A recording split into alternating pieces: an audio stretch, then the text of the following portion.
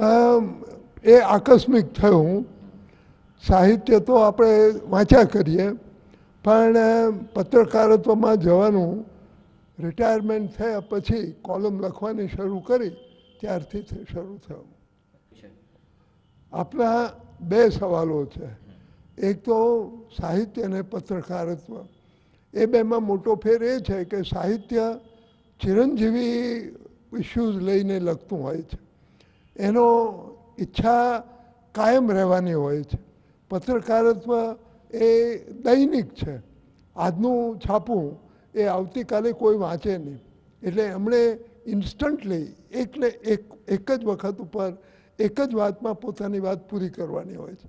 સાહિત્યમાં વધારે ચિરંજીવ છે.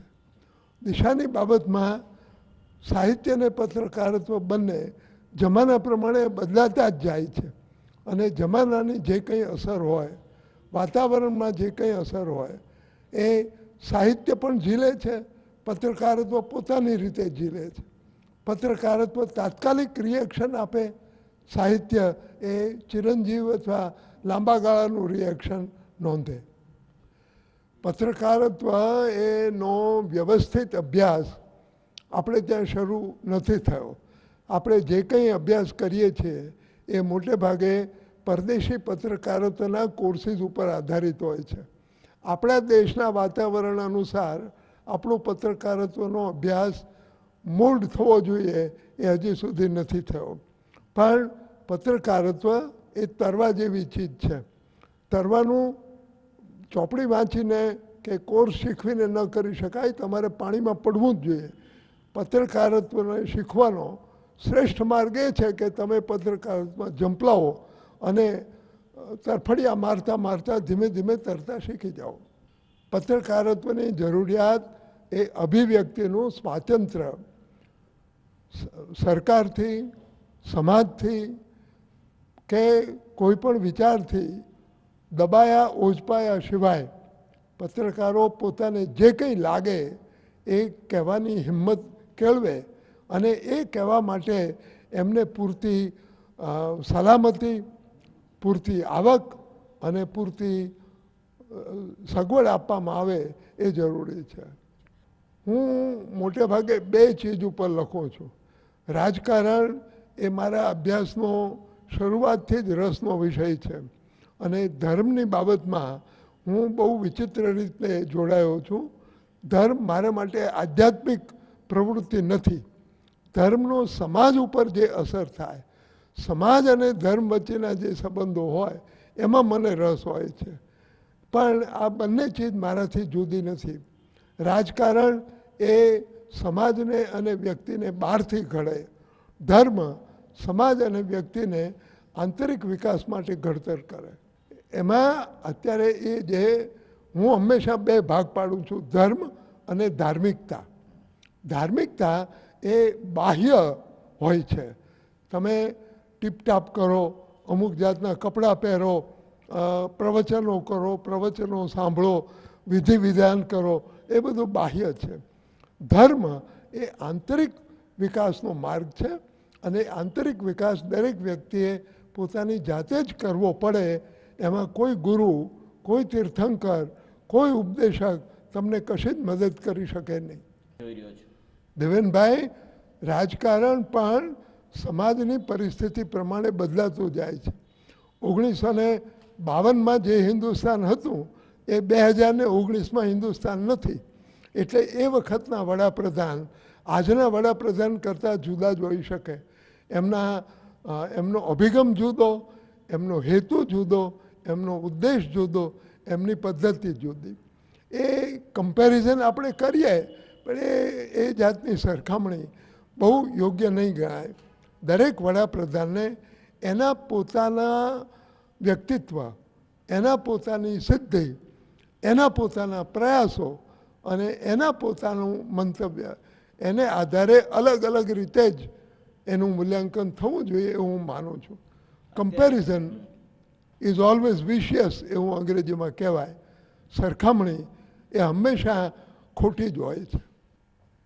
રાજકીય સ્થિતિમાં મને કંઈ હિન્દુસ્તાનની સ્થિતિ વધારે ખરાબ લાગતી નથી. હિન્દુસ્તાનની પ્રગતિ બહુ જ ઝડપી થાય છે. આપણે 5 વર્ષ પહેલાં હતા એના કરતાં આજે આંતરરાષ્ટ્રીય ક્ષેત્રમાં, ટેકનોલોજીના ક્ષેત્રમાં, રાજકારણમાં, શક્તિમાં અને વિચારમાં ઘણા બદલાયા છીએ અને ઝડપથી બદલાતા રહ્યા છે. હિન્દુસ્તાનના ભાવિ વિશે મારા મનમાં કોઈ દિવસ શંકા નથી. રાજકારણમાં નેતાઓ ભાગ ભજવે છે. રાજકારણનું ઘડતર નેતાઓ નથી કરતા. રાજકારણનું ઘડતર સમાજ કરે છે અને એ સમાજ એટલો બળકટ છે, એટલો મજબૂત છે કે ગમે એવી પરિસ્થિતિની સામે એ ટકી રહેશે. ઊંચું નીચું થાય, થોડીક મુશ્કેલી પડે, કોઈ વખત પછડાઈ પણ જાય, પણ એ તો જિંદગી છે. જિંદગી એક સરખી કોઈ દાડો ચાલતી જ નથી. નરેન્દ્ર મોદીનું વ્યક્તિત્વ અતિશય સંકુલ છે. એમનો વિકાસ RSSના પ્રચારકથી માંડીને દેશના વડાપ્રધાન સુધીનો રહ્યો છે અને નરેન્દ્ર મોદીના વિચારો, એમની પ્રવૃત્તિ, એમની શક્તિ એ સતત બદલાતા રહ્યા છે. એમણે જ એક વખત મને કહેલું કે સુધરી જવાનો હક મને નહીં મળવો જોઈએ. એટલે હું એમ માનું છું કે એ ઝડપથી બદલાય છે. દાખલા તરીકે આજે RSS કે વિશ્વ હિન્દુ પરિષદનું જે હિન્દુત્વવાદી વલણ છે એ વલણ વડાપ્રધાને સ્વીકાર્યું નથી. વિરોધ નથી કરતા, પણ એ પ્રમાણે ચાલતા નથી. કોઈ પણ ઇલેક્શનની આગાહી કરવી એ કાં તો જ્યોતિષીઓ કરી શકે અને કાં તો મૂર્ખ માણસો એ કરે. કારણ કે ચૂંટણીના પરિણામો, લોકશાહીમાં ચૂંટણીના પરિણામો અનેક તત્વો ઉપર, અનેક પરિબળો ઉપર, અનેક પ્રવાહો ઉપર આધારિત હોય છે.